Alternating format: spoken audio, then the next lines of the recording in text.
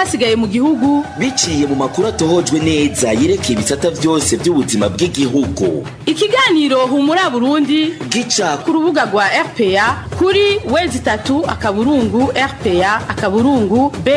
Humura Burundi.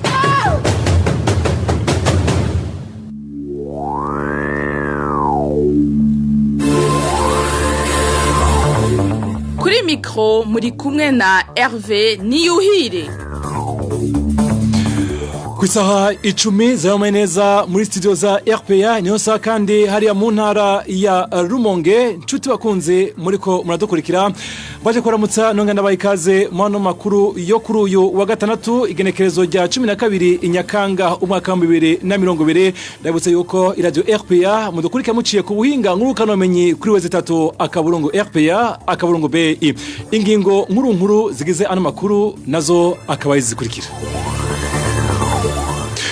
Umukuru w'igihugu c'u Burundi Evariste Ndayishimiye nazitaba inama y'abakuru b'ibihugu vy'akarere k'ibiyaga binini, inama yatumwe ko n'umukuru w'igihugu ca Republika Iharanira Demokarasi ya Kongo. Imvo akaba ari uko ngo afatiriwe n'ayandi mabanga mu makuru twabiteguye. Ubwo ni bwinshi mu nyagihugu mu ntara ya Rumonge abaganiriye na RPA bavuga ko ivyo biruko kuva hatanguye kuvugwa imigwi yitwaje ibigwanisho ihangana n'abajejwe umutekano muri yo ntara. Abategetsi Burundi bakwiye gukora iki kugira imbonakure ntizisubize igihugu mu kaga. Ico nico kibazo gishimikwa ko mu kigabane kw'isoko ocuno munsi. Mwebwe ivyuma ni Fabrice mu rukundo ugufata amasalamu nawe ni MSTV niyunge ko mukanya idonido. Ndaseka ni kuramutsa nonga nawe kaze umwana makuru reka tuyahere mu bijanye n'umutekano.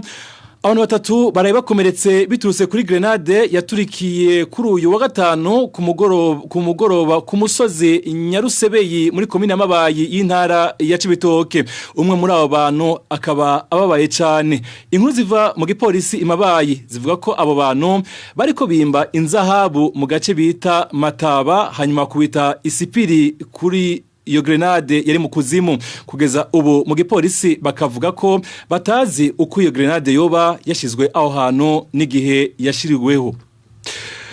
Nababwiye mu ntango z'amakuru ubwo buracari bwinshi mu banyagihugu mu ntara ya Rumonge baganiriye na RPA bavuga ko nubu umutekano utaragaruka neza hamwe mbere akaba harumvikanye n'amasasu ahandi naho haba uruhagarara kuri uyu wa gatanu. Ivyo kaba biruko kuva hatanguye kuvugwa imigwi yitwaje ibigwanisho ihangana n'abajejwe umutekano mu ntara ya Rumonge. Idonido na Eloge Divin Remesha. Abanyagihugu mu ntara ya Rumonge bamenyesha ko kuva hatanguye guhungabana umutekano mu ntara yabo haraciye iminsi ngana hafi n'indwi zitatu barara ntibuca. Mu makomine amwagize iyo ntara ubwo babuturuka ku masase bumva ntibamenya bayarashe. Mu yandi nayo bavuga ko basigaye babayeho mu ruhagarara ku buryo nagakaciye baba babona ko batewe. Akarorero nako kuri uyu wa gatanu aho mu Kiganza ahasigaye hizegwa n'abanyagihugu bo ku mitumba itandukanye ya komine Burambi bagahungiraho habayeho uruhagarara abanyagihugu bikanze ko boba batewe. Umunyagihugu yarahari yavuganye na RPA kuri uyu wa gatandatu aramenyesha ivyaraye bibabayeko.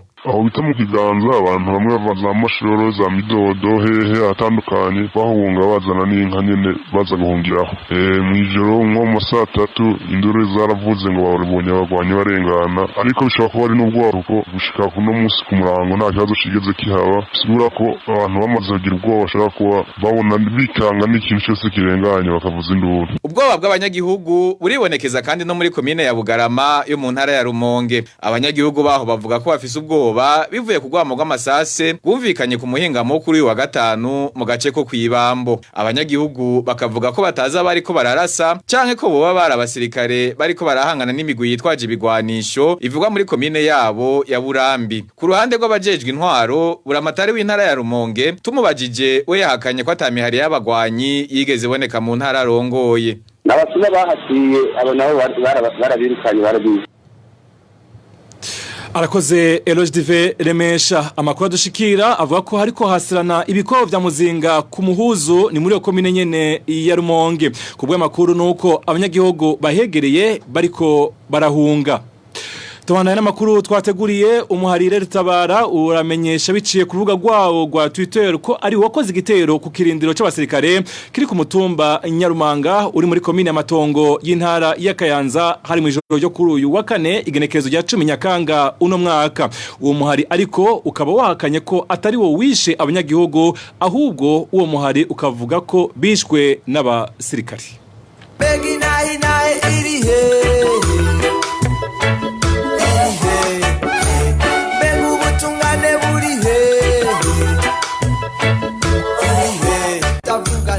RPA yifatikanije n'abamenyesha makuru Agnes Ndirubusa, Christine Kamikazi, Terence Mozenzi na Egide Harerimana b'ikinyamakuru Iwacu. Bafunzwe kuva ku igenekerezo rya 22 Gitugutu umwaka wa 2019.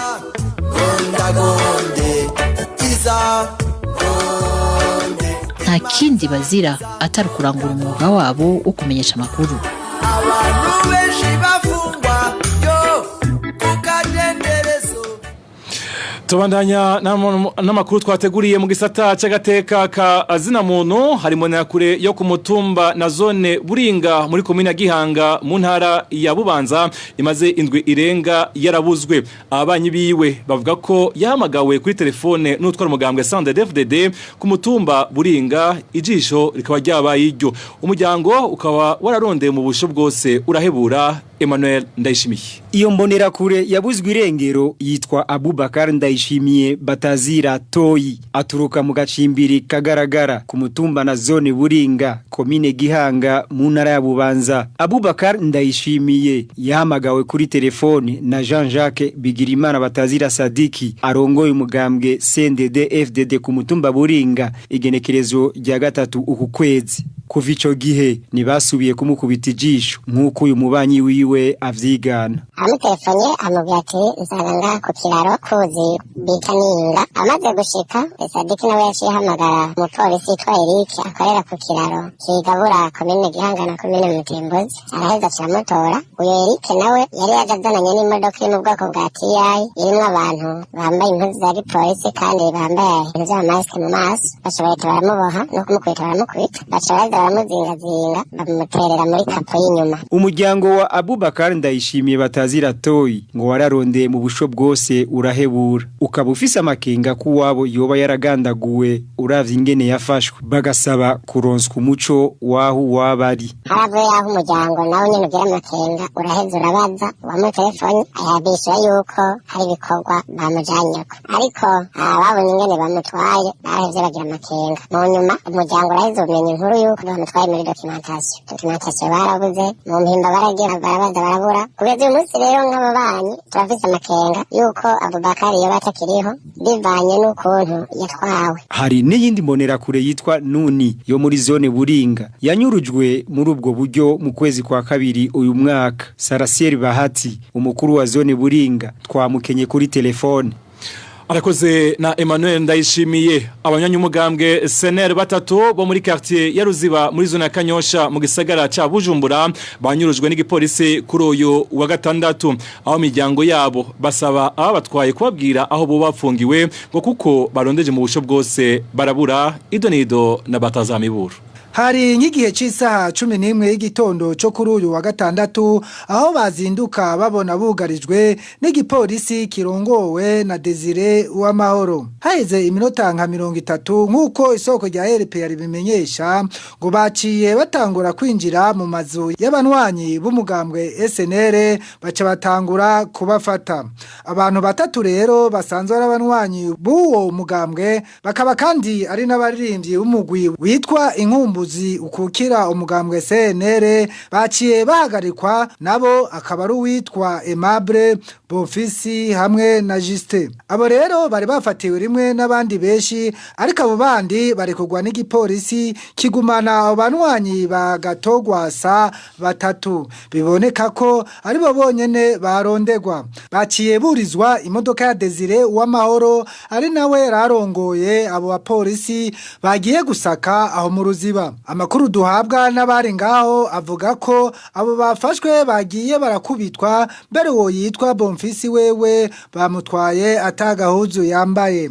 abanyagihugu bakavuga ko bataramenya iyo bagiye gufungirwa ngo kuko bagiye kubariza ku kirindiro no kuri zone Kanyosha ariko barababura mu miryango yabo bavuga ko bafise ubwoba ko ababo bashobora kugandagurwa kuko abatwaye bamaze kubahohotera ubuzima. Uganda rwa RPA rwarondeye Pierre Nkurikiye avugira ubushikiranganji bw'umutekano kugira twumve ico abivuga ko ariko turamukena. Arakoze Baktaza Miburo igisigaye cy'igihugu ngo caraye giciye ku binamateko mu guturira ubwato bw'umunyagihugu kikagira ko kigafunga bene bwo n'abari muri bwo kubwa Pacifique ninahazwe arongeshira hamwe Fokode isikare cagiye kwivanga mu kazi k'inyamiramabi. Twarumiwe twumvise ivyabaye ku munsi w'ejo mu Rumonge aho General de Brigade Venance Ibonimana batazira Gatovyi yatanze itegeko ryo guturira ibipe ubwato bw'umunyagihugu aroba ngaho mu Rumonge amwagiriza ko yoba yunguruje abantu babiri wabikekwa ko boba arabaroberi. Ngaha hari ibintu nka bibiri bihambaye umuntu yogarukako. Icambere nuko igisirikare co kijejwe gukingira imbibe z'u Burundi kijejwe kugwana n'abateye igihugu. Ubwa kabiri nuko igisirikare atabubasha na bumwe gihabwa mu bijanye no gufata abasivile kubasambisha no kubapfunga. Iyo bishitse umunyagihugu w'umusivile akikweka ko n'igisirikare ko yoba ari inkozi y'ikibi ico bakora bacamushikiriza inzego zijejwe amatohoza, inzego z'inyamiramabi. Izo nzego nazo zigaheza zikaraba vy'ukuri ko ari ibimenyetso vyerekana ko uwo muntu yoba ari inkozi y'ikibi bagaheza bakamushira ubutungane nibwo bwonyene buheza bugafata ingingo akaribwo bwemeza ko uwo muntu ari inkozi y'ikibi kandi bukavuga igihano bumuhaye. Ibintu rero bitangaje mu vyo General Gatovyi yakoze ningene we nyene ubwa mbere bwo yafashe umusivile abasivile akabapfunga, ubwa kabiri ningene bacira urubanza akacafata n'igihano we nyene ubwo nyene cyo kuja guturira ubwato bwabo. Ubwo bubasha abukurahe bwo gufata abasivile bwo guca imanza akongera akanazishira mu ngiro. Ubwa gatatu naho umuntu yonibaza n'igituma aja guhana ubwato butunze imiryango, ubwato n'ubutunzi bw'igihugu, ubwato buri mu mafaranga menshi amamiliyoni menshi y'amarundi. Kubona hari umuntu ashobora gufata ingingo nk'iyo yo kuja guturira ibipe azi ingene bigora abanyagihugu kubironka na kamaramaza. Pacifique ninahazwe akaba arongoye ishirahamwe Fokode. Mukanya twananiza ano makuru mu gisata kijanye n'imigenderanire. Ibiganiro vya RPA mu bisanga ku mbuga ngurukana bumenyi zitandukanye: Facebook, YouTube, Twitter no kuri website akaburungu RPA akaburungu BI. Tubandanya nano makuru mu gisata kijanye n'imigenderanire nanabwiye mu ntango zano makuru umukuru w'igihugu c'u Burundi Evariste Ndayishimiye ntazitaba inama y'abakuru b'ibihugu vy'akarere k'ibiyaga binini yayitekanijwe kubera mu gisagara ca Goma kuva kwigenekerezo rya 9 gushika ku 13 Nyakanga uno mwaka. Imvo itangwa na Gitega ngo ni ibikorwa vyinshi kandi vyankenegwa abategetsi b'u Burundi barimwo, bagasaba ko ahubwo hobanza kuba umubonano hagati y'u Burundi n'igihugu ca Republika ya Demokarasi ya Kongo kugira baganire ku bibazo vy'umutekano bihanze ivyo bihugu uko ari bibiri. Innocent Valente Singirankabo. Mu rwandiko rw'akazi note de service ko kuwa 8 Nyakanga 2020 ubushikiranganji bw'imigenderanire y'u Burundi n'andi makungu bwandikiye ubushikiranganji bw'imigenderanire bw'igihugu ca Kongo n'ibindi bihugu. Ubwo bushikiranganji bumenyesha ko kubera ko ikirangaminsi cy'ibikorwa abategetsi b'u Burundi barimwo ko batazoshobora kwitaba ibikorwa vy'inama y'abakuru b'ibihugu vy'akarere k'ibiyaga binini itegekanijwe kubera mu gisagara ca Goma kuva kwigenekerezo rya 9 gushika kujya 13 Nyakanga 2020. Nkuko tubisoma muri iryo kete, leta y'u Burundi ibona ko icozo bwa mbere hobanza gutunganywa inama hagati y'ibihugu bibiri u Burundi na Kongo kugira abaganire ku bibazo bihanze ivyo bihugu bibiri kumbibe bisangiye. Leta y'u Burundi ibicishije muri iryo kete yifuza ko uwo mubonano woba hagati y'ubushikiranganji bw'imigenderanire bw'ivyo bihugu bakaganira ku kibazo cy'umutekano kumbibe u Burundi buhana na Kongo, uguhanahana ibidandazwa hagati y'ivyo bihugu kugwaniriza hamwe ikiza ca COVID-19 kumbibe ivyo bihugu bihana ndetse bakanigira hamwe ibindi bibazo bihanze ivyo bihugu. Antoine Felix Tshisekedi umukuru w'igihugu ca Republika Iharanira Demokarasi ya Kongo mu nama yamuhuje n'abashikiranganje biwe kwigenekerezo rya kane Nyakanga yari yavuze ko iyo nama y'abakuru b'ibihugu vy'akarere izo kwitabwa n'abakuru b'ibihugu bitanu: Kongo, Uburundi, Angola, Uganda na Uganda. Arakoze na Innocent Valente singira nkabo namwe sata c'imibano ingingo ya leta yo guhindura amasite yabateshejwe izabo mu bigwati niyo gukenguruka bivugwa n'uwahoze ayicegera ca mbere c'umukuru w'igihugu. Frederic Bamvugimvira avuga ariko ko mwazova ku mitumba bobanza guha ibibanza banahonikora abandi bakazoshikirwa mu nyuma. Ntibabigire muri yanzira yo guca bikunda ngo barabe ingene bacokezamwo abantu babo imbonera kure zabo habe namba nibabigire mu guhera ku barundi babikeneye barya abantu aho nikora babanze babafashe baronka aho baba hanyuma abandi baronka no mu nyuma ariko babanze baze bige aho bahera nibande boronka imbere y'abandi nibarya abantu abo nikora aba bandi nabo barashobora kuza barakurikirana gushikaho muri ico kigwati kizobamwe abantu bose kandi ntibamwe bo ntaho nikora gusa kuko naco vyomara kandi ntibamwe batunzi gusa nabyo si vyiza habemwo bose kuko tubwirizwa kubana mu budasa bwacu. Rero nico nashimye niyo niko no bivuga ni vyiza hasigaye gusingana babitunganya tukabura ingene bitunganijwe kugira ngo bose bibagirira akamaro kandi ntihasubire gutandukanywa umugambwe uyu utari mu mugambwe uyu bango niho babwirizwa guca ro bigisha abarundi kubana mu mahoro iyo by'imigambwe banza bishire hambavu abarundi baronderere kubana mu mahoro babaronderera akazi bakuri baronderere akazi kuko n'abarundi bakorere hamwe hanyuma gutyo baheze batera imbere bose bangana nayo ubundi ufashije umugambwe wawe abandi usigije inyuma ni kwa gukwa kuvyara injyane uzo uri korabya ubugwanko uzo uri korabya intambara bizo gukurikirana naho uzo warapfuye. Ubushikiranganje w'intwaro yo hagati mu gihugu akaba aheruka gusaba babura amatari ko bakora urutonde rw'amasite y'abateshejwe izabo ari mu matongo ya leta hamwe n'ari mu matongo y'abanyagihugu. Abanyagihugu bagizwe n'imiryango amajana 370 yo ku mutumba Rukana muri komine Rugombo y'intara ya Cibitoke barirukanye matongo yabo aca yegurirwa ishamwe kojerko risanzwe ririma rikongera rigahingura ipampa. Abanyagihugu bakaba batangazwa n'iyo ngingo yo kubanyaga amatongo bo bavuga ko bayaronse ku ntwaro ya cami kandi biciye mu mategeko. Ningu tweteguriwe na Emmanuel Nyongeku. Ayo matongo y'abanyagihugu bagizwe n'imiryango amajana 370 bo ku mutumba Rukana komene Rugombo intara ya Cibitoke umugwi SNTB weguriye ishirahamwe kojeriko kuva kwigenekezo rya 10 Nyakanga uyu mwaka ari nko ku buringanire bwa hegitari 50 mu gacimbiri miduha Rugomero. Bene ayo matongo rero bakaba bahawe indwi zibiri gusa kugira babe bakuyemwo ivyabo vyose. Uyu munyagihugu akavuga ko atabona hazoshira umuryango wiwe. Ejo ndabonenga icyo ryangoye ndumva ari kibazo giteye ubwoba kandi kibabaje kuba ndi umurundi cyo kimwe n'abandi kubona ngiga ngo duhawe indwi zibiri tuhapfuye ahantu navukiye papa yitabye Imana 82 kongera ko ntigeze turanya imyaka iheze ntibigeze kujya kongera kwihohotera nkuko turaja muri province yagiye baramatari mukuru bakongera ko arahashika baravuga ati reka abanyagihugu na habo biza badeze n'urupapuro rwemeza ko dusubije mu byacu umunsi ngo nimuvemo none nzojana umuryango hehe. Uyu wundi munyagihugu avuga ko ari umugambi ugamije kubangaza kandi ari amatongo bavuga ko baronse kuva ku ntwaro ya cami biciye mu mategeko. Ivyo bikaba biruko mu gihe ngo n'umugwi wari washinzwe kwiga ingene abo banyagihugu bo kwimugwa igihe leta yo bikeneye ayo matongo ataco wigeze ubamenyesha. Twaharuse kuva ku ngoma y'umwami muri 45 turafishe ibyangombwa turiko turarenganya nuko twangaza kuko na komisiyo yarigeze kuhaba hariho konshira burumatari konshira bamusitanteri userukira abanyagihugu segiteri aho muri DPA aho muri SNTB userukira ubushikiranganje twese twari duhari bavuga ati aho hantu ni hakenerwa abo bantu bategerezwa kwimurira handi ariko kugeza no munsi iyo komisiyo ntacyo yapfunditse ngo ivuge ngo urubanza ruracitse.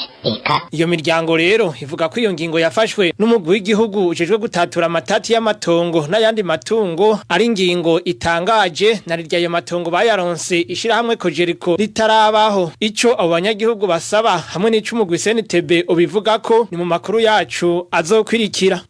Arakoze na Emmanuel Niyunge ko udusaho tubura turiko turagwira mu ntara ya Gitega ari ku ruhande yatwo ubu mwanya aribwo busashe bubandanya bugurishwa ukuri kwamye. Abanyagihugu bamesha ko utwo dusaho tutabura tuzimvye cyo kimwe n'aya masashe kuko igiciro cayo caduza kariga kabiri kuyo yahora agugwa Walter Kwizera.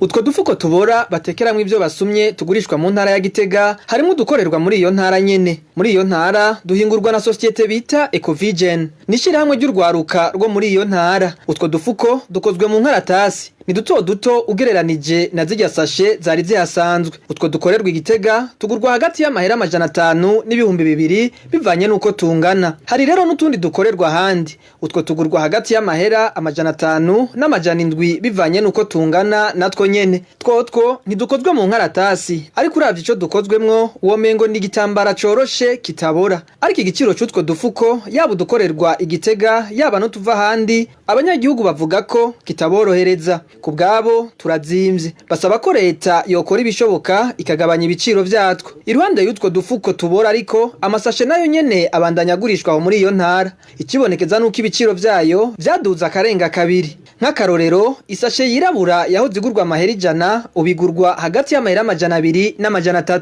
Mu gihe iyindi yaho zigurwa amajana 2 ubu nayo igurwa hagati y'amahera 400 n'amajana 5. Abadandaza ayo masashe bavuga ko bariko bagurisha ayakiri mu bubiko bwabo. Iduga ry'ibiciro vyayo ngo ryatumwe nuko hagiyeho itegeko ryo kuyakura ku isoko. Kuva ico gihe ntiyabaye agisubira kwinjira mu gihugu avuye hanze. Nayinjira ngo akaba yaza kuri magendo bigaca bituma n'ayahari azimba. Arakoze na Walter Kwizera. Iganiro muri Burundi murekurika muciye ku buhinga ngurukano menyi kuri weze 3 akaburungu RPA akaburungu BI. Abategetsi b'Uburundi bakwiye gukora iki kugira imbonera kure ntizisubize igihugu mu kaga. Ico nico kibazo gishimikirwa ko mu kigabane ku isoko ocuno munsi. Ku isoko mukamugishikirizwa na Emile Nibasumba. Ku isoko ni kiganiro mushikirizwa ku minsi yose ya gatandatu mukagitegurirwa n'urunani rw'amaradiyo Radio Inzamba agateka kawe, Radio RPA ijwi ry'Abanyagihugu na Radio Television Renaissance. Abategetsi benshi ba CNDD FDD ijambo imbonerakure barisigura ko arugwaruka guwo mugambwe uri ku butegetsi mu Burundi, ariko abanyagihugu batari bake imbonerakure bayibonamwe umuntu afise ububasha bwo gufata, gucira urubanza, kunyuruza no kwica uwo ashatse. Ibintu ntivyategerezwa kubandanya gutyo kubw'abaharanira agateka kazi na muntu n'abanyepolitike bamaze imyaka n'iyindi basemerera. Hokorwa iki none kugira inyifato y'izo mbonerakure ntikwege akarambaraye mu gihugu? Nivyo dushimikira ko mu kigabane ku isoko cyo kuri wa 12 Nyakanga mu 2020 muri kumwe na Emile Nibasumba. Imbonerakure n'ugwaruka rudasanzwe mu gihugu cy'u Burundi. Bertrand Ngendakuriyo wa Radio Inzamba aributsa bimwe mu biranga ugo gwaruka gwa CNDD FDD. Mu mwaka wa 2015 Zed Al-Hussein yararongoye igisata c'agateka kazi na muntu mushiramwe ONU, niwe yakoresheje ubwa mbere ijambo milice risigura umugwi w'inkorabara mu gusigura ibikorwa vy'imbonerakure umuhare wa politike w'ugwaruka rw'umugambwe CNDD FDD. Kubazari zarahawe ibigwanisho n'ubutegetsi niyo yabaye imbarutso y'uko imbonerakure zigereranwa n'umugwi w'inkorabara. Murinda mukiza mwaka wa 2017 ishirahamwe mpuzamakungu ONU yaciye yemeza ko uwo muhari w'imbonerakure ufatwa nk'umugwi w'inkorabara. Mu mwaka wa 2014 amatoza y'ishirahamwe APRODH yarerekanye ko imbonerakure ziharugwa mu majana zariko zirahabwa imyimenyerezo ya gisirikare aho bita Kiribahondese muri Republika Iharanira Demokarasi ya Kongo. Ivyegeranyo bitandukanye vy'amashirahamwe aharanira agateka kazi na muntu vyagumye bitunga gatoko gwaruko rw'imbonerakure kuba ari go rufata ya mbere mu guhonyanga agateka kazi na muntu mu kiringo c'imyaka 5 iheze. umugwi wa ONU ugira amatoza ku Burundi ntiwayengeshanije nawo nyene kwemeza kwimbonera kure zikekwa mu vyaha vy'ubwicanyi kubugwa irengero gusinzikariza ubuzima n'ihagarikwa ridakurikije amategeko bikorerwa batavuga rumwe na leta nabo bose bakeswe kudahuza ivyiyumviro n'ubutegetsi. Izo mbonerakure ziravugwa kandi mu bikorwa bijanye n'umutekano ibikorwa vyokozwe n'igipolisi eka n'igisirikare ibinyuranye n'amategeko. Kuva leta nshasha yinjiye mu mabanga abayigize nabo basa n'abatumva kumwe uruhara n'ibikorwa vy'imbonerakure. Muri kahise kavuba buramatari mushasha w'intara ya Kayanza yinjira mu mabanga yari yaragabishije imbonerakure kutisuka mu bikorwa vy'inzego z'umutekano. Inyuma yaho gato umushikiranganje w'ugwaruka acahamagarira muri iyo ntara nyene imbonerakure gusubira gukora ibikorwa vyo gukizura. Imbonerakure bakayanza haguruka mube maso mu Kirundi barayamaze ngo agatoki kamenyereye gukoma kama kagizeni gaheze haguruka mube maso. Erega nta musoda cyangwa umupolisi tuzohava turonka kunzu hari abumvise bimwe byavuzwe bavyumva nabi ariko reka tubasigurire bumve neza ivyavuzwe. Imbonerakure zisabwa ko zamazirikanuye guhera iyi saha nyene tubabwire. Kuva rero mu mwaka wa 2017 uwo muhari w'ugwaruka rw'imbonerakure z'umugambwe SNDFTD urahimbaza uko umwaka utashe mu kwezi k'umunani umunsi wawuhariwe. Imbonerakure Day niko wiswe akaryo kuri uwo munsi ko kwerekana inguvu imbonerakure zifise no gukoresha amajambo n'inyandiko zityoza abo batavuga rumwe. Uwigeze kubicegera c'umukuru w'igihugu Frédéric Bamvuginyumvira avuga ko ikoreshwa ry'ugo gwaruka mu mabi bifise ingaruka mbi cyane. Kenshi go gwaruka ikoreshwa ibibi barukoresha kugira ngo bazimanganye ibijanye n'amategeko. Ibibi bikorwe mugaba amategeko ntakurikirane abo bantu. Leta magana nayo ikabe shaka gukora ibibi mugabo ntigire ingene yo bikora iciye kubazwi n'amategeko. Kwaje usanga rero giye guca kubatazwi n'amategeko. Ndavye uyu munsi ukaraba kiriba ondes ukaraba ku mitumba abantu bafise ibigwanisho baza gutuza abandi bene wabo ukaraba uyu munsi abantu bakizura mwijoro ni bande bizambonera kure bisanga rero babishiramwo kurondera akazi ko batunga mugabo gasanga bariko bararondera ibibatunga muri bene wabo bariko barica bene wabo bariko bararya bene wabo bakibagira yuko ivyo ariko barakora abana babo aribo bazobiriha ejo kuko ntibizoherera ngaho wumvise inyigisho ziriko ziraba mu rugo gwaruka bavuga bati abantu bahunze abatutsi babagize kudeta ugasanga ari ibintu bavanga kugira ngo ejo bategura ingene izo nduru zokomera ejo abantu bahangane ejo bicane nukuri yuko izotatuka bo bibaza ngo ariko barakora ibyiza mugabo impindukira zavyo bazobona ko ari imbi batagishobora kubisubiza inyuma. Mu Burundi ugwaruka gwegamiye imigambwe iri ku butegetsi gwarakoreshejwe mu mabi atandukanye muri kahise. Frédéric Bamvuginyumvira avuga ko vyamye bivyara akarambaraye no mu bihugu bitandukanye vyo kw'isi. Mu isi nzima twame tubona imigambwe ikoresha ugwaruka haba muri Afrika canke Buraya nta kibi carimwo biza kuba bibi uwo mugambwe ugiye gukoreshwa ugwaruka bitajanye n'amategeko na cane ibijanye no gusambura igihugu cabo. Byaribonekeje mu Budagi, byaribonekeje mu Butaliyano, byaribonekeje no muri Afrika aho wasanga imigambwe myinshi iri ku butegetsi ikoresha ugwaruka mu gusambura ibihugu byabo. Akarero ni aho mu Rwanda duhana imbibe aho twabona ugwaruka bakoreshwa ruriko rurarondera kwica abandi banyarwanda kuko badasangiye ubwoko kuko badasangiye ivyiyumviro. Ibyo ni ibintu byibonekeje iwacu twarabonye muri kahise aho imigambwe yagenda yari iyo ku butegetsi pronara amazumwanya munini Frodebo ntabovuga ngo yarakoresheje ugwaruka ko nta mwanya wamaze n'ukuri. Amajwi ya Frédéric Bamvuginyumvira akaba yatororokanijwe na Thierry Bigirindavyi wa television Renaissance. Uwo yigeze kubicegera c'umukuru w'igihugu Frederic Bamvuginyumvira avuga ko mu Burundi hakwiye kwigwa neza ingene imigambwe itunganywa kugira ngo ugo gwaruka aho kwigishwa kwica abarundi ruzokoreshwe mu kunga abanyagihugu. Ikigabane ku isoko na hakigarukiye. Mwari muteramanye na Emile Nibasumba. Ndabashimiye mwese mwaduteza abiri naho ubutaha. Cyari kiganiro ku isoko.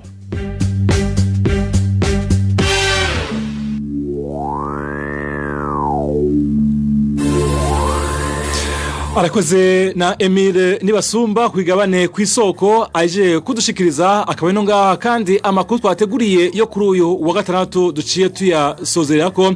Nkabashimye mwese mwateza abiri ari makuru bagenzanje umwese ko cyafashije ndabakengurukiye. Mwebwe ivyuma yari Fabrice mu rukundo ndamushimiye wafashe amasanamu nawe ni MSTV niyunge ko nawe nyene ndamukengurukiye. Kuri mikro mukamari kumwe na Hervé NIYUHIRE nkaba ndabasezeye ndayifuriza kugira uwa gatandatu mwiza.